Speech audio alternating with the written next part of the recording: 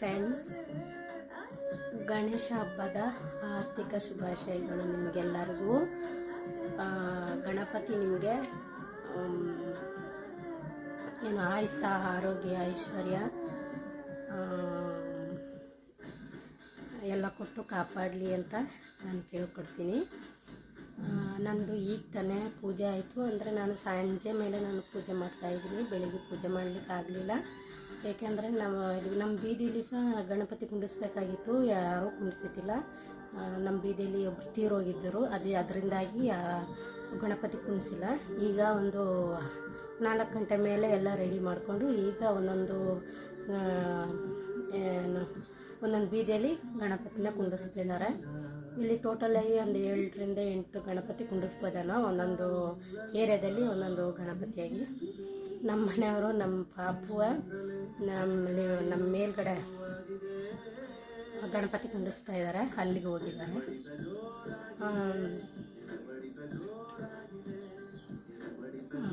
ಏನು ಹೇಳೋದು, ಈಗ ಅಡುಗೆ ಸ್ಟಾರ್ಟ್ ಮಾಡಬೇಕು. ಇನ್ನೂ ಅಡುಗೆ ಮಾಡಿಲ್ಲ. ಅಡುಗೆ ಮಾಡಿ ಪುನಃ ಒಮ್ಮೆ ಪೂಜೆ ಮಾಡಿ ದೇವರಿಗೆ ಎಡೆ ಅಂತ ಮಡಗಬೇಕು.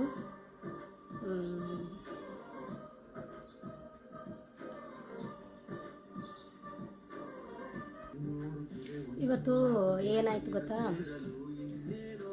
ಒಂದು ಎರಡು ಗಂಟೆ ಅಷ್ಟೊತ್ತಿಗೆ ಏನು ತೀರೋಗಿದ್ರಲ್ಲ ಹೆಣ, ಅದನ್ನ ತಗೊಂಡು ಹೋದರು. ಹೆಣ ತಗೊಂಡು ಹೋದಾದ್ಮೇಲೆ ಜೋರಾಗಿ ಮಳೆ ಬಂತು. ಒಂದು 5 ನಿಮಿಷ ಏನೋ ಮಳೆ ಹುಯ್ಯಿತು.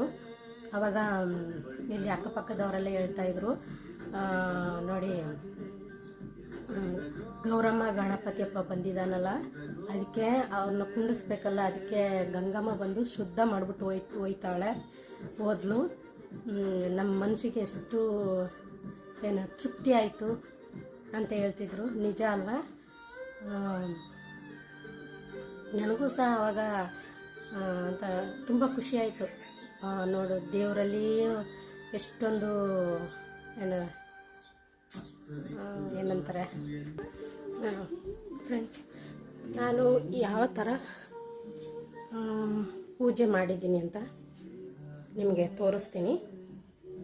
ನಾನು ಸಿಂಪಲಾಗಿ ಫೋಟೋ ಇಟ್ಟು, ಇಲ್ಲಿ ಮನೆಗಳಲ್ಲಿ ಯಾರೂ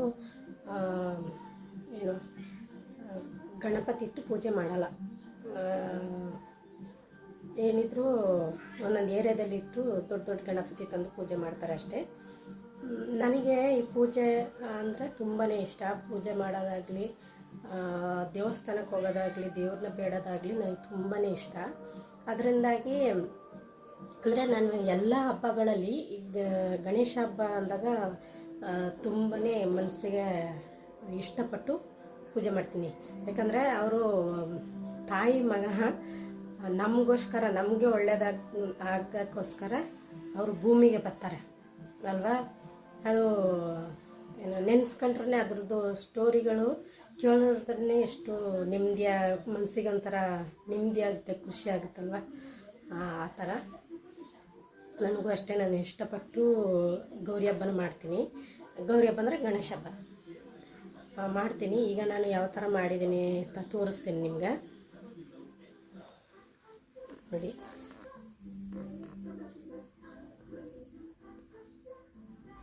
ಈ ಥರ ಫೋಟೋ ಇಟ್ಟಿದ್ದೀನಿ. ಪಕ್ಕದಲ್ಲಿ ಒಂದು ಚಿಕ್ಕ ಮೂರ್ತಿ, ಗಣೇಶನ ಮೂರ್ತಿ ಇಟ್ಟಿದ್ದೀನಿ. ಗಣೇಶನಿಗೆ ಇಷ್ಟವಾದ ತಿಂಡಿಗಳನ್ನು ಇಟ್ಟಿದ್ದೀನಿ.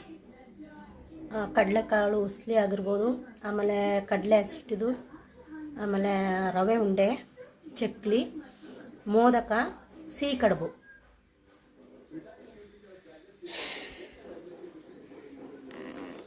ಇಷ್ಟು ಇಟ್ಟು ಪೂಜೆ ಮಾಡಿದ್ದೀನಿ. ಈಗ ಅದೇ ಅಡುಗೆ ಮಾಡಿಬಿಟ್ಟು ಎಡೆ ಅಂತ ಹಾಕಬೇಕು. ಅದು ನಮ್ಮ ಮನೇಲಿ, ನಮ್ಮ ಅತ್ತೆ ಮನೇಲಿ ಮಾಡ್ತಾರೆ, ಅದರಿಂದಾಗಿ ನಾನು ಮಾಡ್ತೀನಿ. ಅದು ಮಾಡಾಗ ನಿಮಗೆ ನಾನು ತೋರಿಸ್ತೀನಿ.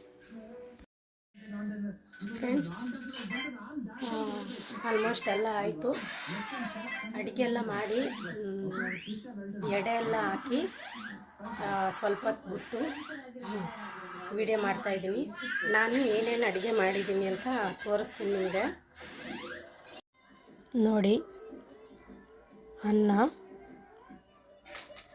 ಇಲ್ಲಿ ಹಪ್ಪಳ, ವಡೆ, ಶಾಮಿಗೆ ಪಾಯಸ, ಹಸಿರು ಕಾಳು ಮತ್ತು ಬೀನ್ಸ್ ಪಲ್ಯ, ಇದು ಕಡಲೆಕಾಳು ಉಸ್ಲಿ, ಇದು ತರಕಾರಿ ಸಾಂಬಾರು, ಬೇಳೆ ತರಕಾರಿ ಹಾಕಿ ಸಾಂಬಾರು ಮಾಡಿದ್ದೀನಿ. ನೋಡಿ, ನಮ್ಮ ಪುಟ್ಟು ಗೌರಮ್ಮ ಇಲ್ಲಿ ಕೂತಾಳೆ. ಚಿಡಿಮಾ, ನೆನ್ನೆ ಜುಟ್ಟಿತ್ತು, ಇವತ್ತು ಹೇರ್ ಕಟ್ಟಿಂಗ್ ಮಾಡಿಸ್ಬಿಟ್ಟಿದ್ದಾಳೆ. ನೋಡಲಿ, ನೋಡು, ಮೊಬೈಲ್ ಮೇಲೆ ಇಂಟ್ರೆಸ್ಟ್ ಹೋಯ್ತಾ ಇದೆ ಅವಳಿಗೆ.